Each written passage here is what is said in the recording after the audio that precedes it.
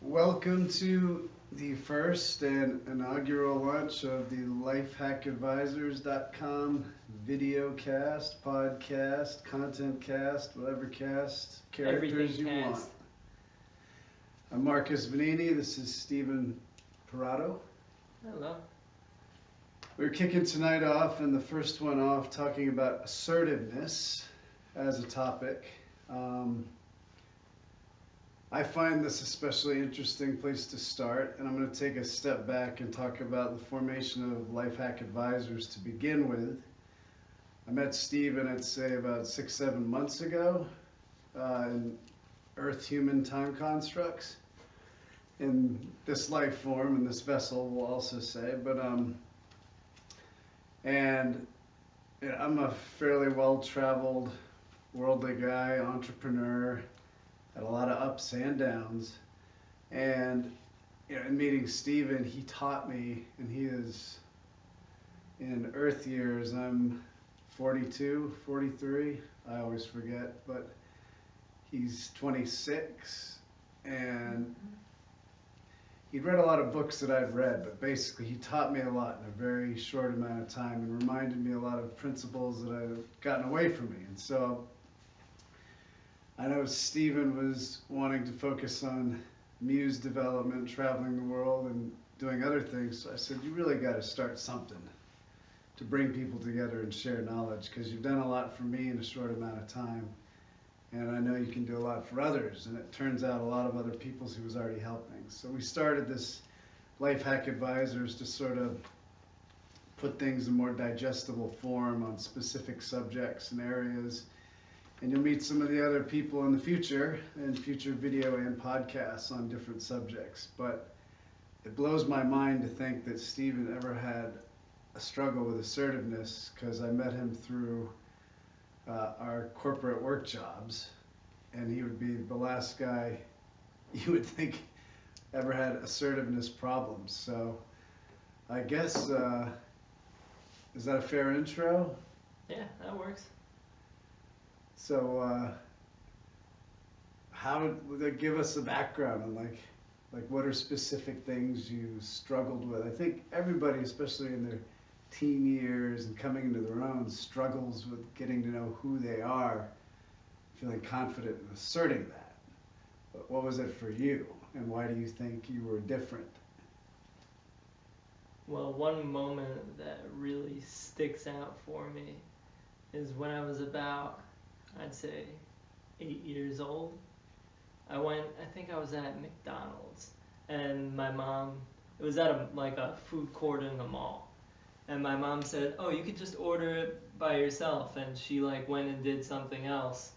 And I freaked out because I never ordered food by myself.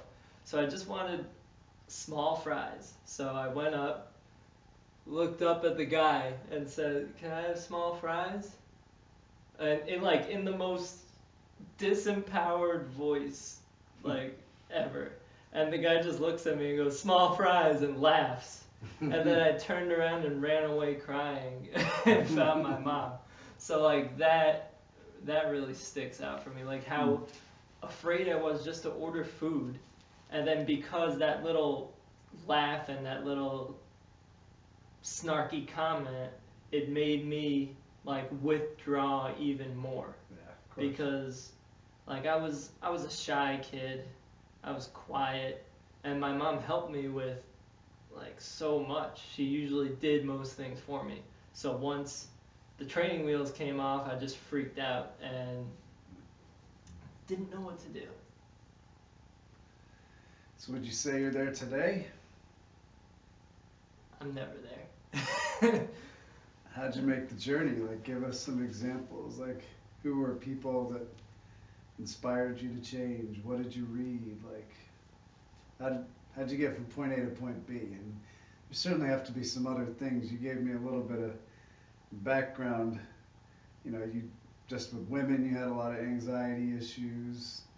I know firsthand you don't have those at all today. I've seen this guy literally go up to every woman in the club that everybody is chicken shit to talk to.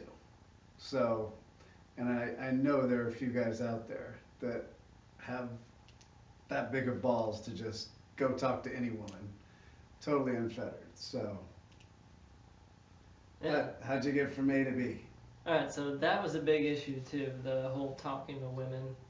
Like high school, I was too nervous to even talk to girls. Like zero confidence, tons of social anxiety and all that, completely in my own head, Yeah. basically. And a turning point for that was actually when I started college. I started getting into working out a little bit. And that was kind of a pivot point. It really helped me with the self-confidence and to be able to assert myself because I felt more powerful physically. So that resulted in feeling more empowered mentally as well. And then another thing was reading. But what started to get you to work out? That's another story too. So like it all really comes together at this one focal point, which was because I was also really susceptible to peer pressure. I couldn't stand up for myself and say no if someone wanted me to do something.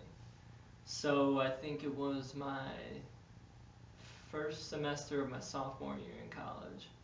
I was at a party and ended up taking way too many shots because I couldn't say no. So I got peer pressured into that, but I let myself do it and I ended up in the hospital. Yeah, that's serious. So that served as a huge wake-up call. Like I reevaluated my state of mind regarding everything. Reevaluated priorities, reevaluated who I hung out with. So I did some soul searching at that point. It was a blessing. Everything's a learning experience. Yep. So after that, I really started diving into like spiritual type of self-help books, like Osho, Eckhart Tolle, things like that. And I realized that I started to apply these things like immediately. So it was just so easy for me to apply all of these concepts, like drawing the perspective of your mind back so you can observe your thoughts and observe emotions and anxieties just pass by. Like it came so easy to me. And along with doing that, I wanted to get my body healthy as well, to hit the other layer. So I started being more conscious of what I ate. That's when I really started working out. I started lifting with a few friends. And with that, too, I saw immediate results. So that really boosted my self-confidence and my sense of empowerment. So I was hitting myself from the spiritual angle, the emotional angle, and the physical angle. So that really served as a gigantic leverage point for me. And I've just continued that and mastered all of those things ever since. Just continuously improved. And I would say, I think I see you continue to throw yourself into situations that will challenge you instead of. Because my motto is always grateful, never complacent. And what would you say in that path was the greatest challenge or like point that you had to push through? Because we all come upon those times where it seems like everything's going on an upward trajectory, The little and then tests. something makes you really question or take a step back. Actually, like, for me, it was a lot of smaller tests. Like, there were a lot of, like, situations where I would have to initiate everything with talking to women, with, talking to girls at college parties and initiating the intimacy. I would have to initiate all of it. So those were small tests. Other small tests were like getting credits that I needed and doing all those like administrative type tasks. When beforehand I would be scared to do it or even avoid doing it because I was nervous about it. So I would avoid doing whatever like bullshit administrative tasks you have to do. But I would get more proactive with it and just get it out of the way. And then also things like, I was in college, so you always come across like macho tough guys who try to pick fights and things like that. And I would learn how to not interact with them, but still assert myself at the same time. So I would assert myself as like kind of like as an alpha male, but without getting into like a shouting, dick comparing contest type of thing. And I would end up being friends with pretty much everyone too. So even though people would like try to provoke things, I would be the better man and people would respect me because of that. And I wouldn't back down either. So it was a lot of little tests and obstacles. Fair enough, fair enough. Well, I think you really hit most of the key points I mean, I know you've done some work around this. Didn't you put together a few books sort of touching upon this? Yeah, I'm feeling good, feeling great. I made an e-course on assertiveness. I actually called it "You Don't Have to Be an Asshole to Be Assertive." So I made some like PowerPoint presentations where I recorded some audio for it and did presentations according to that. And then I have the ebook version of that as well. Nice. So it's like pretty much detailing what worked for me. That's what that is. It certainly has. And how to be an alchemist when faced with rejection? Yeah. That was a post that I put out a few months ago. Nice. So it's that was about how rejection actually made me have a burning desire for self-improvement. So like every bad experience or every rejection that I had, whether it was with women or anything, any hang-up, just fed that burning desire to keep improving and to shore up some of my weaknesses and to keep improving. But I like where you're going with this. Well, not even going, where you are. But I think for most people, they probably get caught in a cycle going the other way. So if somebody's applying for a job, or if somebody's trying to be assertive to talk to a hot chick and they get rejected, like, well, what are a few tips and tricks for like getting over that? Because if you're first trying to start this, it can't be easy to like, somebody gets the guts up to go talk to that girl they've wanted to talk to and it doesn't go well. What do? You have the choice in every moment. So you can choose love or fear, you can choose victimhood or empowerment in every moment. So people like don't realize that they have that choice in every single moment to choose happiness or sadness. And because they think they don't have the choice, they fall into those negative patterns. So that like on a deeper level, that's it. But like if you get denied by, you go up to a girl at the bar and she completely denies you.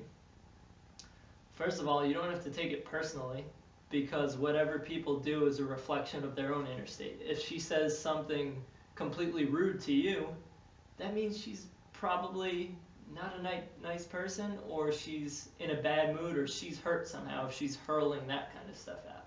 Yep. So you can't take things personally like that. You have to approach everything from both a lighthearted state of consciousness, be whimsical, you know? And also, you have to take everything as a learning experience. So maybe you could have tweaked what you said a little bit. Not to be too critical on yourself. You treat it like a game. Life is a video game. Yep. So you're constantly learning, and if one door is closed, you go to the next door, and you see what works. Yep, I agree. I think that's a good way to cap this first video off, and I think sound and simple advice on a way to level up in interacting with people and being more assertive without being an asshole. So you don't have to be an asshole to be assertive. Remember that. If you have any questions, you can, or suggestions, ideas for other topics, it's info@lifehackadvisors.com. We'll be putting out some notes on this, and we hope you will join us again.